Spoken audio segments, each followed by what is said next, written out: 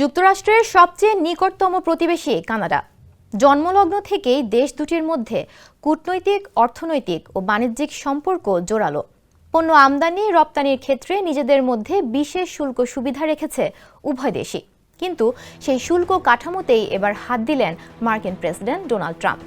কানাডার উপর ৩৫% শুল্ক নির্ধারণের কথা জানিয়েছেন তিনি। বৃহস্পতিবার প্রকাশিত চিঠিতে এ কথা জানান ডোনাল্ড ট্রাম্প। পাশাপাশি আরও বেশ কয়েকটি দেশের ওপর ১৫ থেকে ২০% শুল্ক আরোপের পরিকল্পনা ঘোষণা করা হয়েছে।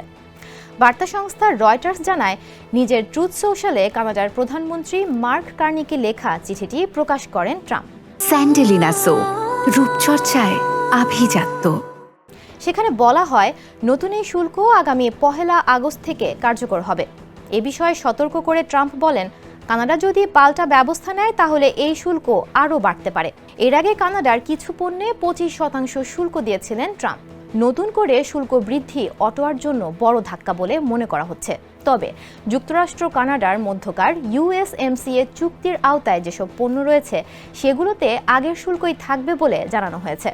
ওয়াশিংটনের এমন সিদ্ধান্তের প্রভাব বিশেষ করে কানাডার মতো দেশের জন্য অনেক গুরুত্বপূর্ণ, কারণ এই দেশ যুক্তরাষ্ট্রের দ্বিতীয় বৃহত্তম বাণিজ্যিক অংশীদার ও সর্ববৃহৎ আমদানিকারক দেশ। গত বছর যুক্তরাষ্ট্র থেকে প্রায় $৩49.৪ বিলিয়ন পণ্য আমদানি করে কানাডা। অন্যদিকে রপ্তানি করেছে $৪১২.৭ বিলিয়ন পণ্য। তবে ট্রাম্পের আগ্রাসী নীতির কারণে প্রতিবেশী সহ সব দেশের সঙ্গে যুক্তরাষ্ট্রের বাণিজ্য সম্পর্ক অনিশ্চয়তায় পড়ল বলে মনে করা হচ্ছে।